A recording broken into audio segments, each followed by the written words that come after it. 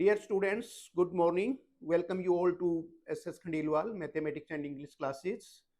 और पीछे आपने हमारे जो इंग्लिश के में दो वीडियो आए हैं यूज ऑफ टू बी, जिसमें टू बी का क्या बनता है कि इज, एम, आर, वाज, वर। इसका था एक वीडियो जो कि आपने बहुत अच्छे से देखा होगा, और एक था यूज ऑफ हैज, हैव और हैड, ये भी आपने देख लिया होगा। अब आगे हम इंग्लिश में आगे और बढ़ते हैं, तो उसमें जो टेंसेस होता है मेन, जिसके बारे में खूब बात की जाती है हर लेवल पे, उसके बारे में बहुत कुछ बताया और कहा जाता है। तो टेंसेस, काल जिसको कहते हैं हिंदी में, जिसमें मेन तो टेंसेस का में क्या होता है कि अभी जो सब्जेक्ट और वर्ब ये आनी बहुत जरूरी है, उसी से हमारा टेंस बनता है, सब्जेक्ट और वर्ब, ये दो चीजें बराबर रूप से इसमें चलेंगी। तो टेंसेज में शुरू से हम करते आए हैं, तीन टेंस होते हैं। एक जो बीत गया उसको कहते हैं पास्ट टेंस, भूतकाल। जो अब चल रहा है उसको कहते हैं वर्तमान काल, प्रेजेंट टेंस। और जो आगे आएगा उसको कहते हैं भविष्य काल, और उसको इंग्लिश में कहते हैं फ्यूचर टेंस। तो ऐसे हर टेंस में आगे चार चार पार्ट हैं, प्रेजेंट के चार हैं, पास्ट के चार हैं, फ्यूचर के चार हैं। तो आज हम प्रेजेंट के पहले पार्ट से, जैसे प्रेजेंट इंडेफिनिट टेंस, इससे शुरुआत करेंगे। और ये शुरुआत में ही बड़ा मेन रोल होता है प्रेजेंट इंडेफिनिट टेंस का। तो इसमें पहचान में क्या क्या आता है? ता है, ते है, ती है, ताहूं आदि, ये वाक्य के अंत में आएगा हिंदी में पहचान के लिए। और प्रेजेंट इंडेफिनिट टेंस को सिंपल प्रेजेंट टेंस भी कहते हैं। और ये टेंस भाई क्या होता है, जैसे शुरू से हम दिन में अपना काम शुरू करते हैं, क्या एक्टिविटी रहती है, उससे ही कितना प्रेजेंट इंडेफिनिट टेंस बन जाएगा। मैं सुबह 6 बजे उठता हूं, 8 बजे अपना स्नान करता हूं, 8:30 बजे ब्रेकफास्ट लेता हूं, और 9 बजे अपने ऑफिस के लिए या स्कूल कॉलेज ट्रेनिंग के लिए चला जाता हूं। इस तरीके की बात आएंगी। शाम को इतने बजे वापस आता हूं, 5 बजे, और फिर 6 बजे जो है ना प्लेग्राउंड में फुटबॉल खेलता हूं, और 8 बजे लंच लेता हूं।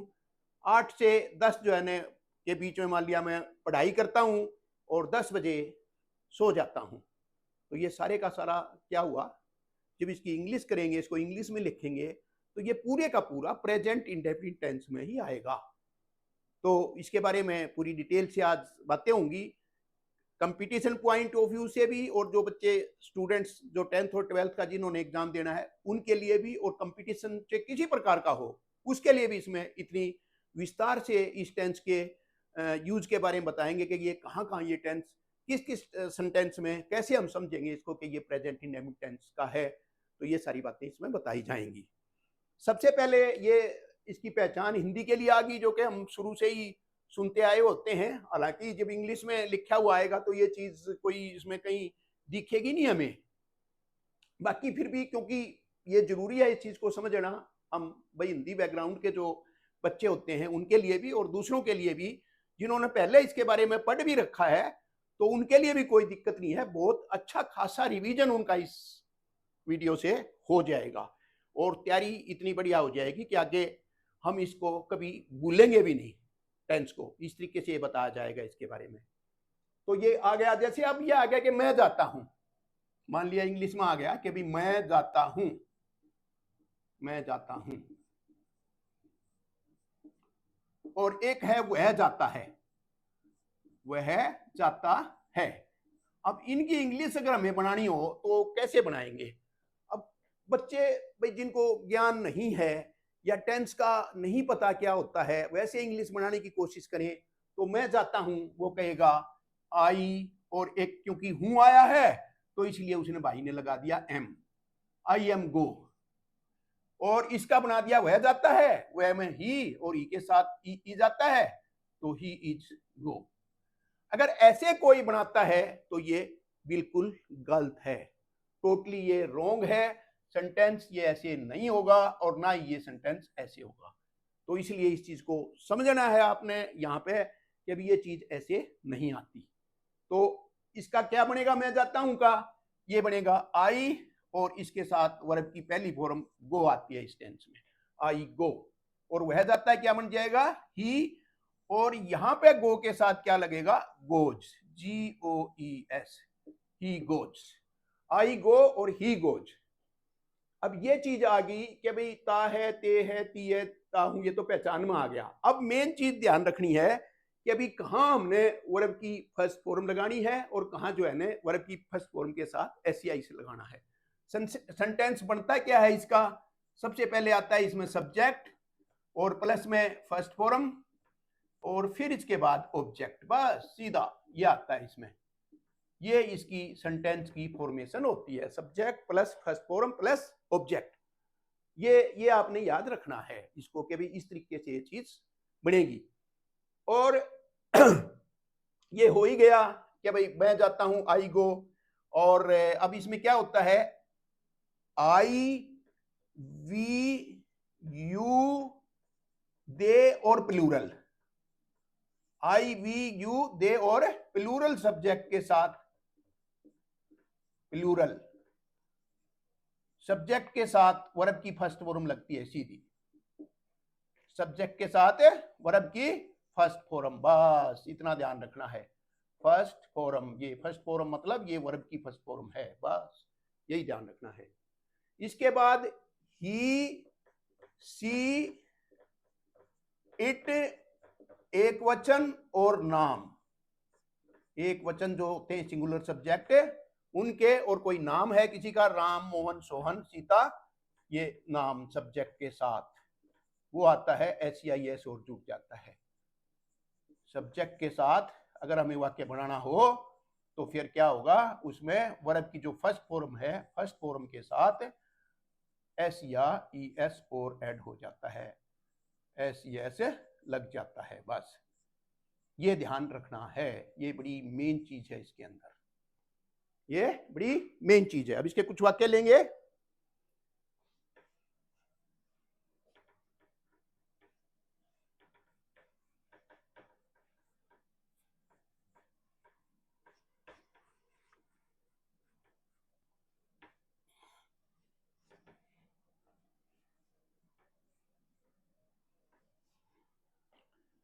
मैं पत्र लिखता हूं, क्या बन जाएगा, आई राइट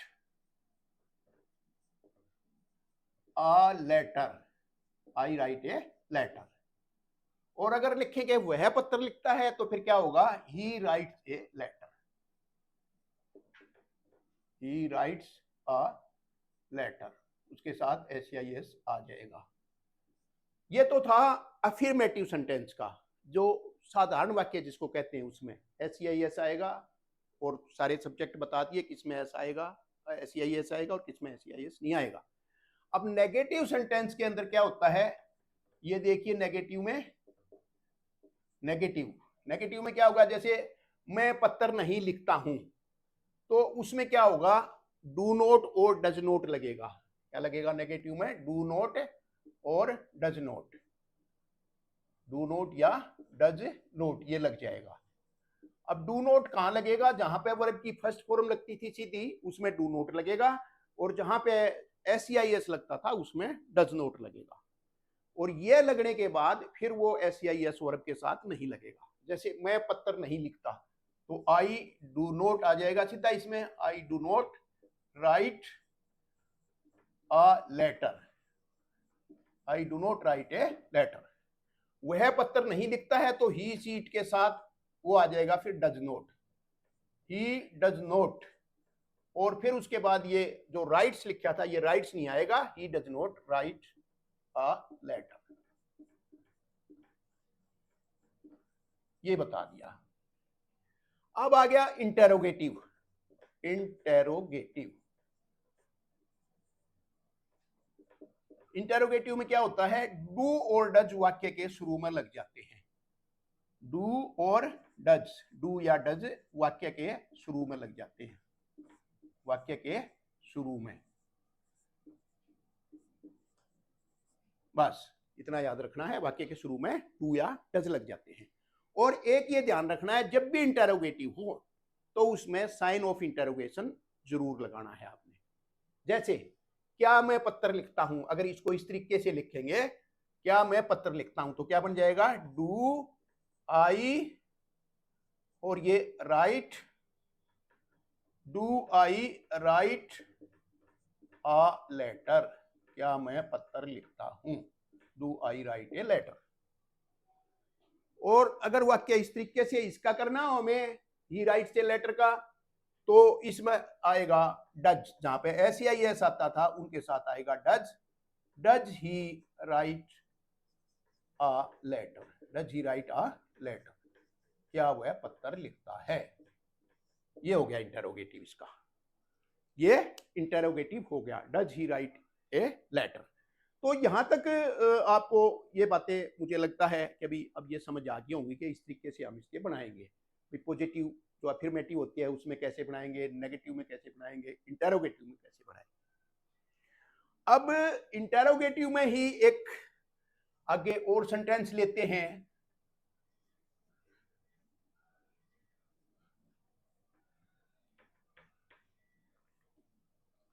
उसमें हिंदी के वाक्य लिखेंगे हम, हिंदी के वाक्य लिखेंगे। जैसे वाक्य है, क्या तुम खेलते हो, क्या तुम खेलते हो, क्या तुम खेलते हो, ताकि आसानी से आपको ये चीज समझ आ जाए। अब ये बताया था कि भाई डू और डज वाक्य के उसमें शुरू में लगेंगे, तो तुम है, यू है, तो उससे पहले डू आ जाएगा, do you play, do you play, क्या तुम खेलते हो। अब इससे अगला वाक्य देखिए, तुम क्या खेलते हो, वो हो तो फिर क्या करेंगे, तुम क्या खेलते हो, तुम क्या खेलते हो। अब ये समझने की बात है, जब वाक्य के बीच में क्या आता है, जब वाक्य के बीच में क्या आता है, फिर क्या करना है, फिर हम इसको व्हाट से शुरू करेंगे, ये ध्यान रखना है। क्या का जो इंग्लिश होती है वो क्या होती है, व्हाट, तो व्हाट लगाओ शुरू में। और व्हाट के साथ जब तक उस टेंस का हेल्पिंग वर्ब नहीं लगेगा तब तक वो इंटेरोगेटिव नहीं बनेगा। ये नहीं है कि व्हाट यू प्ले, नो, उसके साथ जब तक उस टेंस का हेल्पिंग वर्ब यानी इसमें डू और डज लगते हैं वो नहीं लगेंगे तब तक वो इंटेरोगेटिव नहीं बनेंगे। तो ये लगाना जरूरी है, व्हाट डू यू प्ले, तुम क्या खेलते हो, फिर ये इंग्लिश इसकी इस तरीके से बनेगी, what do you play. What, where, why, when, how, ये इंटेरोगेटिव हैं प्रोनाउन, और इनके साथ हमें जब इंटेरोगेटिव किसी भी टेंस में बनाना है तो उस टेंस के हेल्पिंग वर्ब साथ इनके लगेंगे। जैसे तुम स्कूल में कौन सा गेम खेलते हो, which game do you play in school, simply, तो कोई दिक्कत नहीं है। इस तरीके से ये सारी चीजें आपको इस टेंस के बारे में बता दी गई हैं कि टेंस कैसे बनता है, और ये उम्मीद आपको समझ भी आ गई होंगी।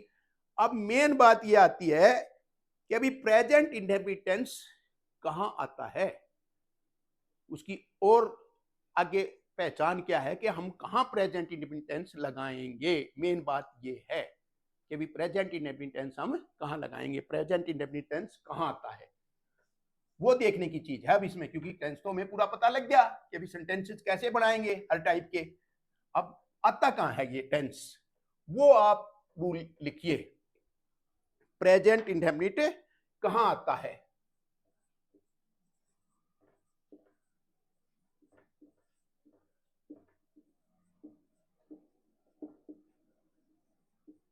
कहां आता है, यानी किन किन वाक्यों में, कैसे वाक्य हों जहां पे ये हम प्रेजेंट इंडेफिनिट लगाएं, कहां आता है।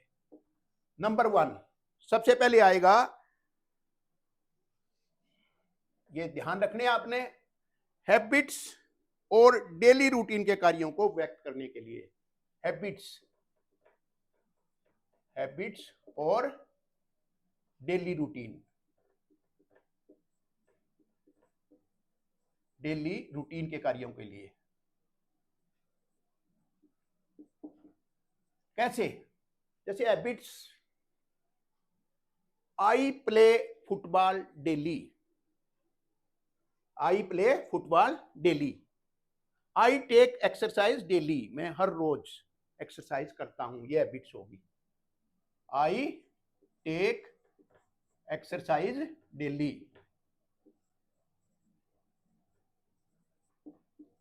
ये एक वाक्य मैंने ले लिया इसका।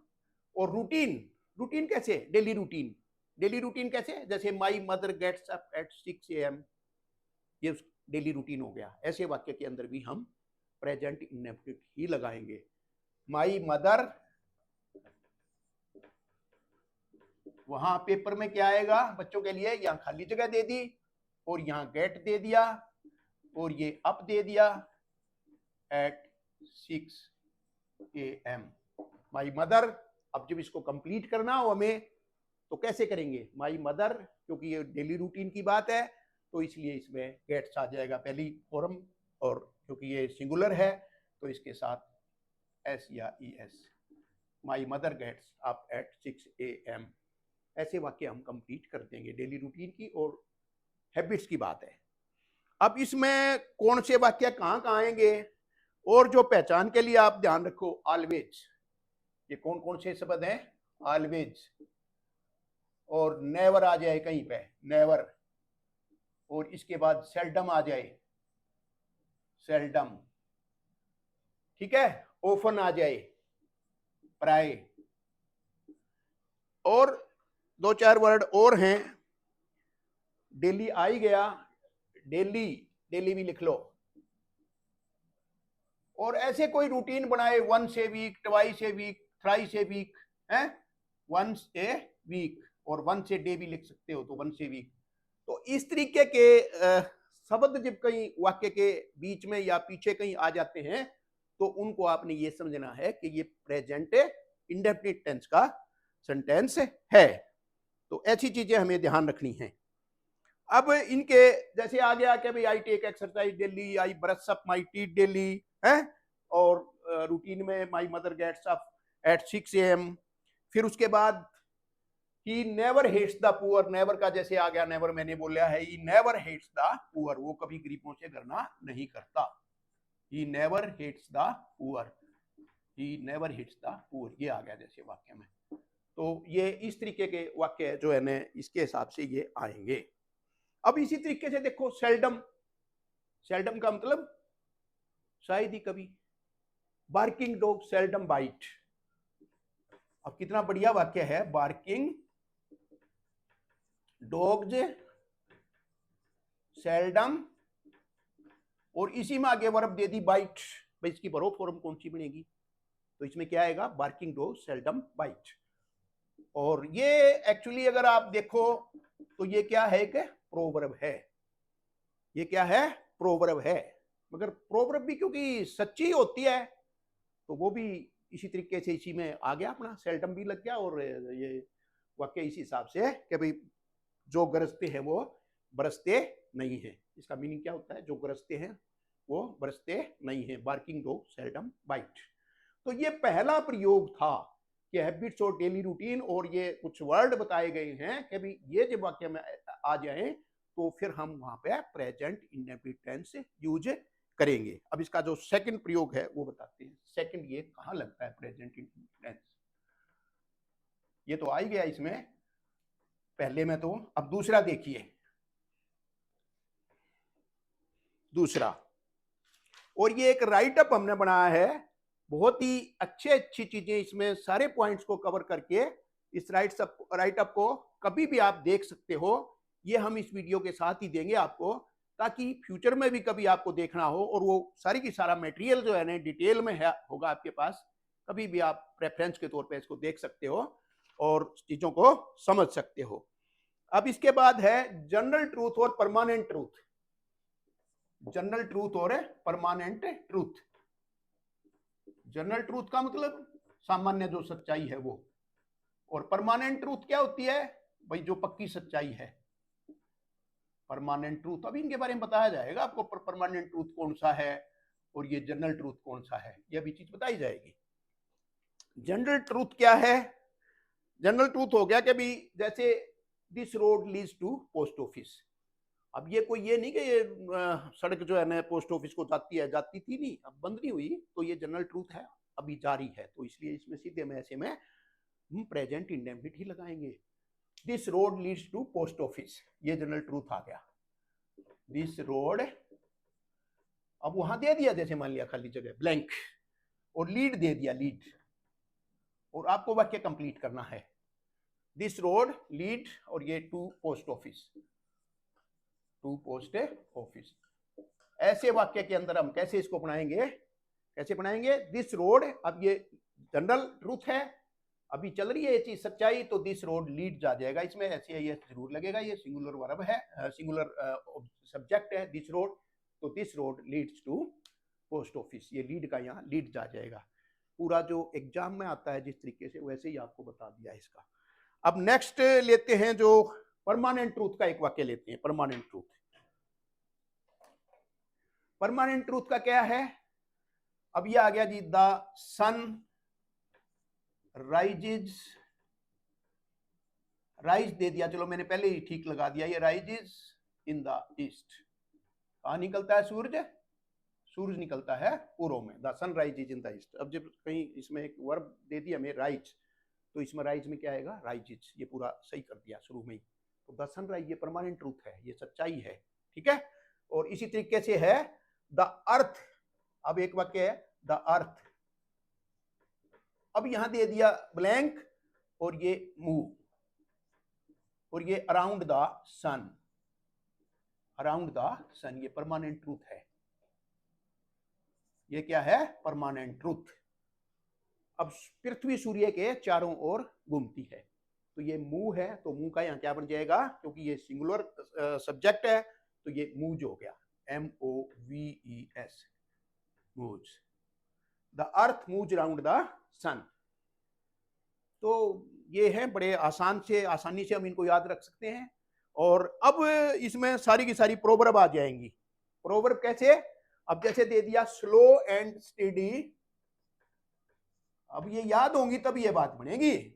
तो खास तौर पर जो 10th में पढ़ रहे हो, वो जितनी प्रोवर्ब अब याद कर लोगे, पूरी लाइफ आपको काम आएगी, पूरी लाइफ को आपको एडवांटेज उसका मिलेगा, हर जगह फायदा रहेगा उन चीजों का। तो आज से खूब लगनी शुरू कर दो, रोज 10 दोहराओ, लिखो, और बार बार उनको बोलोगे, तो जब तक आपका एग्जाम आएगा इतना तो वो आपके पूरी उंगलियों पे याद होंगी, आप खुद ही बोलने लग जाओगे प्रोग्राम।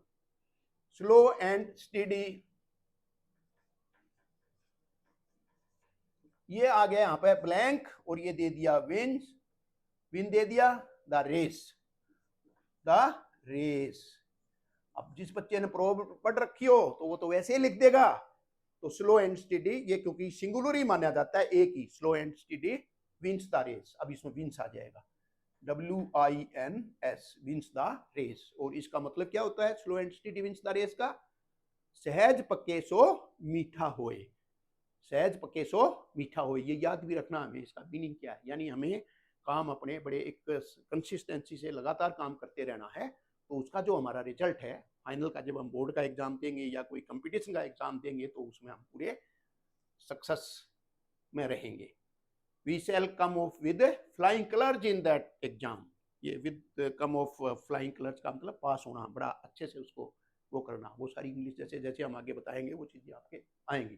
तो ये परमानेंट ट्रूथ है। और सारी की सारी जो प्रोवर्ब हैं, प्रोवर्ब तो भाई उनकी मान्यता है आज भी पूरी की पूरी, तो इसलिए वो सारी की सारी इसमें मोस्टली प्रेजेंट इंडेफिनिट टेंस में ही आएंगी। कितने वाक्य ले सकते हैं?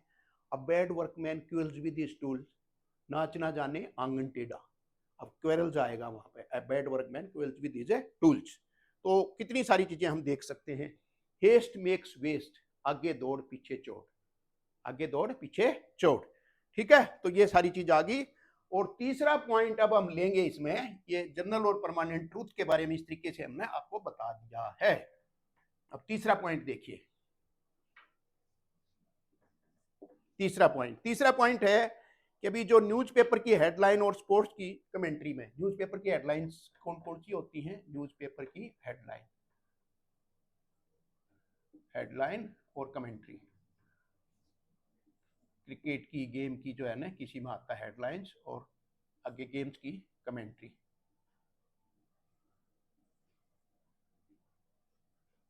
TRY कमेंट्री, ठीक है। अब क्या आएगा इसमें न्यूज़पेपर की हेडलाइन, ये बन जाएगा PM leaves for England next week. ये प्रेजेंट इंडेफिनिट टेंस में आता, हालांकि जाएगा अगले वीक। PM लीव्स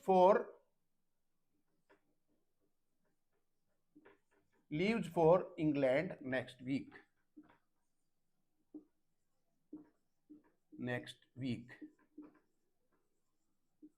ये आ गया। इसी तरीके से आ गया कि भाई विराट स्ट्राइक्स द बॉल, ये सारी कमेंट्री इसी में आती है। Virat strikes the ball. अब इसको और वाक्य आगे लिख सकते हैं, Virat strikes the ball end of it goes,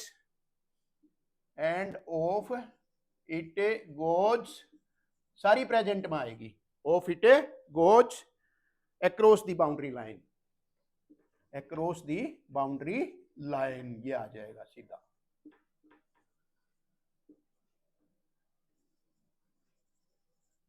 इसका मीनिंग क्या है कि भाई वैसे तो देखा जाए तो ये आता है कि विराट ने जो है ना बॉल को स्ट्राइक किया और बॉल जो है ना बाउंड्री लाइन से बाहर गई, मतलब ये वाक्य है।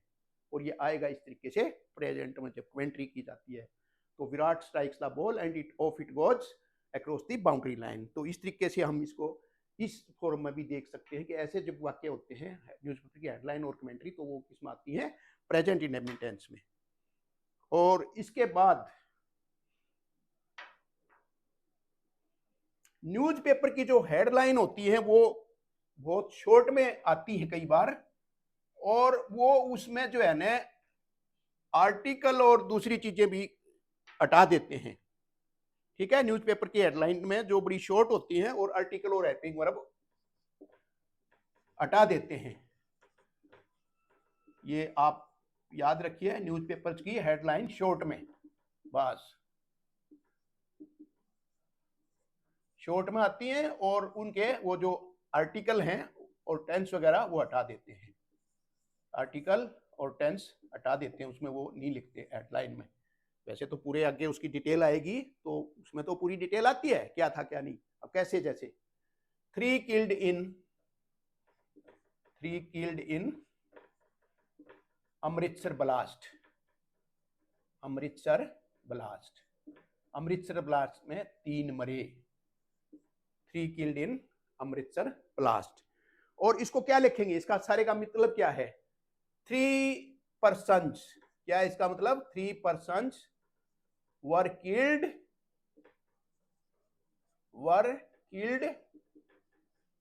इन अमृतसर बॉम्ब ब्लास्ट, ये आ जाएगा। ये पूरा वाक्य था, जो कि नीचे इसकी एक्सप्लेनेशन भी होती है, और नहीं तो ऊपर जब हम लिखते हैं तो ये शॉर्ट में ही लिखा जाता है, जिसमें जो है ना आर्टिकल और टेंस नहीं लिखे जाते। तो ये चीज आ गई।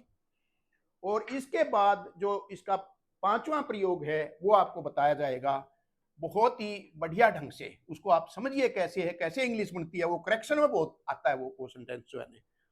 वाक्य के इस रूप में देखिए, वाक्य के इस रूप में, अब वो वैसे मैंने बनाया है ये, वाक्य के इस रूप में।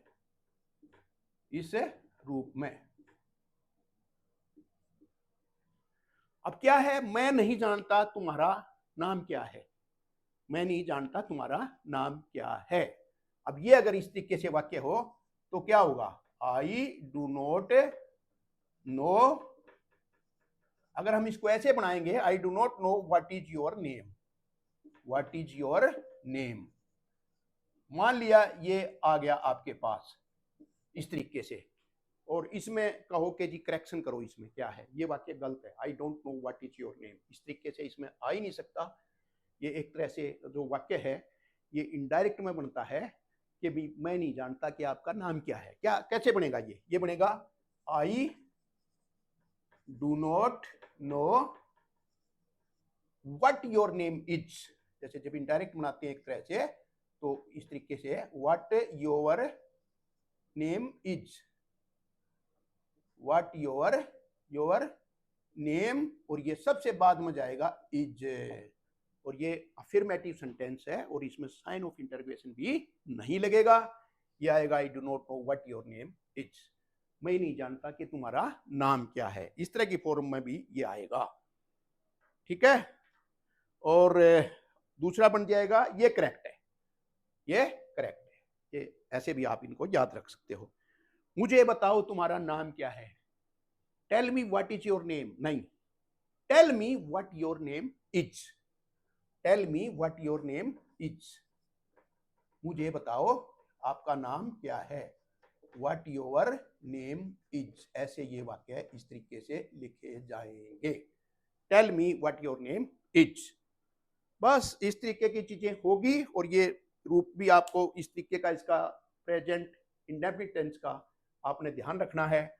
और अब सबसे लास्ट में जो इसका छठा यूज है वो क्या है, जो इसका छठा यूज कहाँ हम प्रेजेंट इंडेफिनिट टेंस लगाते हैं वो देखिए, वो है हमारा कंडीशनल सेंटेंस। कंडीशनल सेंटेंस,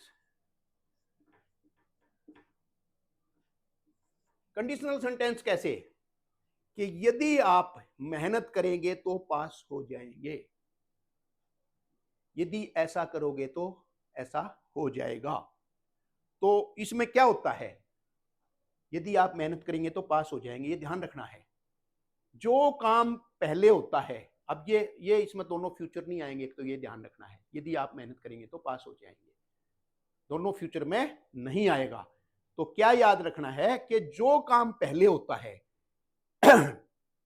वो उसको हम प्रेजेंट इंडेफिनिट टेंस में लेते हैं, ठीक है। और जो काम परिणाम जिसका जो निकलता है वो होगा फ्यूचर में, यानी वो काम बाद में ही होएगा। पहले जो हम वो काम करेंगे तो उसके बाद ही वो काम होएगा। तो इसका मतलब क्या है, जो काम होएगा, जो परिणाम आएगा वो फ्यूचर में लेना है, और जो काम अब करना है जिसके ऊपर आगे वाला जो परिणाम है वो डिपेंड करता है, वो उसको प्रेजेंट में लेना है। ये ध्यान रखना है इसका, जो डिपेंड करता है जिसके ऊपर वो प्रेजेंट इंडेफिनिट में, और जो परिणाम होगा वो फ्यूचर इंडेफिनिट में। ये बहुत ही बड़ा इंपॉर्टेंट रूल है इसका और टेंस का। और इसमें जब एग्जाम में क्वेश्चन आएंगे तो इसके भी बहुत आएंगे, तो इनको आपने ध्यान रखना है। इफ यू वर्क हार्ड, अब क्योंकि मेहनत पहले करनी है, if you work hard, if you work hard और कोमा लगाओ, यू विल पास, ये प्रेजेंट इंडेफिनिट। परिणाम क्या आएगा अगर मेहनत करी, मेहनत कब करेंगे, प्रेजेंट में। If you work hard you will pass, you will pass, ये फ्यूचर इंडेफिनिट में आएगा। ये बहुत इंपॉर्टेंट है। जब फ्यूचर में ऐसे दो वाक्य होते हैं कंडीशन के साथ, तो जो काम बाद में होता है उसको फ्यूचर में लेंगे, और जो काम पहले होना चाहिए यानी जिसके ऊपर बाद वाला काम डिपेंड करता है वो प्रेजेंट में आएगा। If you work hard you will pass. अब इसमें, अब इस तरीके से इफ से हमने यहां शुरू कर दिया, कोई दिक्कत नहीं। अब इसको दूसरे तरीके से भी हम ले सकते हैं, कैसे, यू विल नॉट पास। अब हिंदी में वाक्य था कि अगर आप मेहनत नहीं करेंगे तो आप पास नहीं होंगे। क्या, यदि आप मेहनत नहीं करेंगे तो आप पास नहीं होंगे।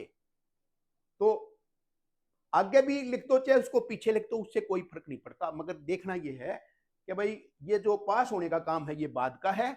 और यहां वाक्य क्या लिखा था, you will not pass if you don't work hard, अगर आप मेहनत नहीं करेंगे, या यूं कहिए कि अगर आप मेहनत नहीं करते हैं तो इफ वाले के साथ समझ लो एक तरह से प्रेजेंट इंडेफिनिट ही बनेगा, क्योंकि उसके ऊपर ही अगला काम डिपेंड करता है। और इस तरीके से ये वाक्य ऐसा हो जाएगा। और यूं भी हो सकता है, you will miss the train if you don't walk fast, चाहे उसको पीछे लिख लो और चाहे पहले लिख लो। If you don't walk fast you will miss the train, या you will not get the train. तो ये वाक्य भी मैं चलो लिख देता हूं इसमें, ताकि आपके रेफरेंस के लिए और लर्न करने के लिए ये भी याद रहे। अब इफ से कर दिया ये, if you don't walk fast, if you don't walk fast,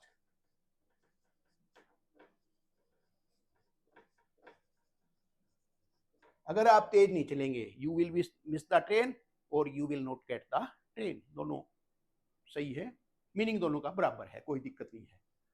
if you don't walk fast, अगर आप तेज नहीं चलेंगे, you will not get the train. You will miss the train, ये भी ले लिया, you will miss the train, आपकी गाड़ी रह जाएगी, आप गाड़ी नहीं पकड़ पाओगे। तो स्टूडेंट्स, ये पूरा प्रेजेंट इंडेफिनिट टेंस कि किस किस रूप में ये आ सकता है, ये मैंने आज आपको बताया है, और मैं उम्मीद करता हूं कि ये बहुत अच्छे से आपको समझ आ गया होगा।